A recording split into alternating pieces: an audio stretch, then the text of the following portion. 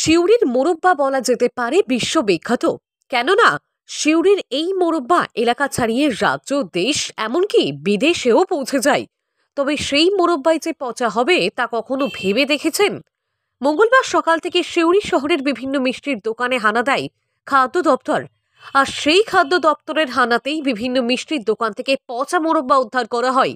এর পাশাপাশি বিভিন্ন হোটেল থেকে মেয়াদ উত্তীর্ণ সামগ্রী উদ্ধার করা হয়, যেগুলি খাবারে ব্যবহার করা হয়ে থাকে।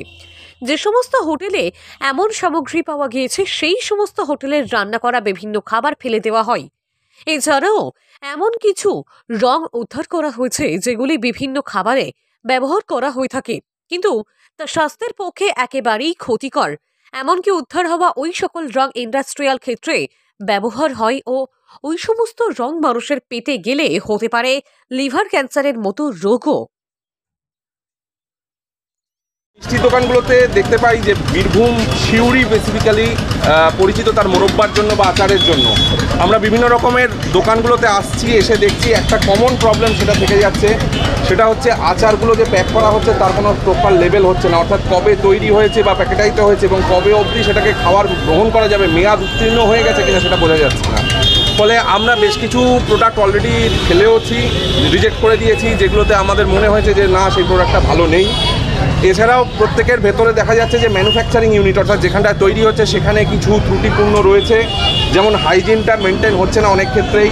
যেমন আমরা দেখতে পাচ্ছি বিভিন্ন জায়গায় আরশোলা বা পোকামাকড় বা মাকড়সার উপদ্রব রয়েছে, সেগুলোকে ইমিডিয়েট আজকের মধ্যে পরিষ্কার করানো এবং লাইসেন্সে যদি কোনো ত্রুটি থেকে থাকে সেই ত্রুটিগুলোকে ইমিডিয়েট রেকটিফিকেশন করা, সেটা করতে।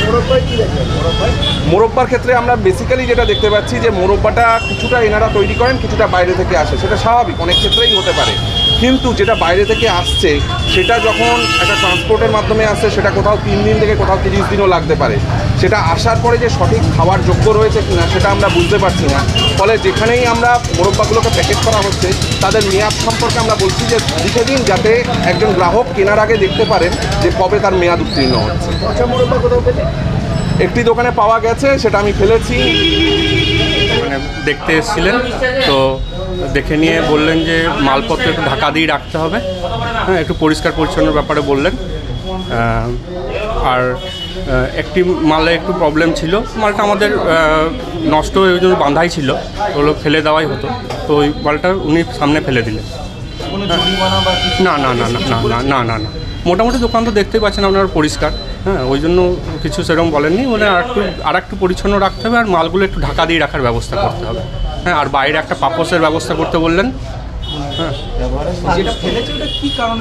না ওইটা মোরব্বাটাতে মানে একটু মানে ফার্মেন্টেশন শুরু হয়েছিল, হ্যাঁ, ওই জন্য ওটা বললেন যে ওই মালটা ফেলে দিন। আমরা ফেলে দেওয়ার জন্যই রেখেছিলাম, মানে বাঁধাই ছিল, ওটা ফেলে দেওয়াই হতো, হ্যাঁ, তো ওটা উনি সামনে ফেলে দিলেন। ওই একটা টিনেরই ব্যাপার ছিল।